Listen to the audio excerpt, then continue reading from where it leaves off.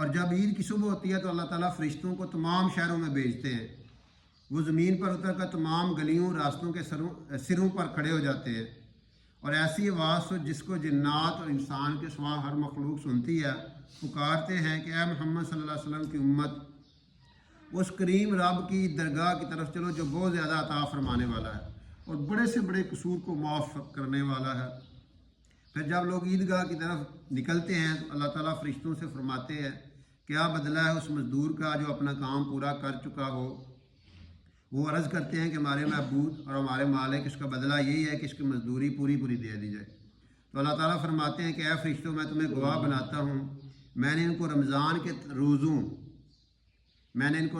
کے روزوں اور تراویح کے بدلہ میں اپنی رضا اور مغفرت عطا فرما دی۔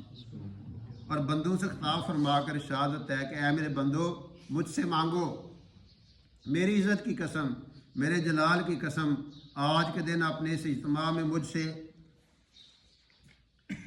اپنی آخرت کے بارے میں جو سوال کرو گے عطا کروں گا، اور دنیا کے بارے میں جو سوال کروں گا اس میں تمہاری مصلحت پر نظر کروں گا۔ تمہاری مصلحت، اس میں فائدہ تمہارا ہے یا نہیں۔ بعض بندہ نے میری دعا کی تھی ہونی پوری ہو گئے، لیکن اللہ جانتا ہے کہ اس میں کیا حکمت ہے۔ ان گڈی لب کی جانے جا بجے دل جائے، آپ بھی جائے گڈی بھی جائے، تو اس لیے اللہ تعالیٰ کی حکمت ہوتی ہے۔ اگر ہماری دعائیں قبول نہیں ہوتی تو اس میں کوئی حکمت ہے۔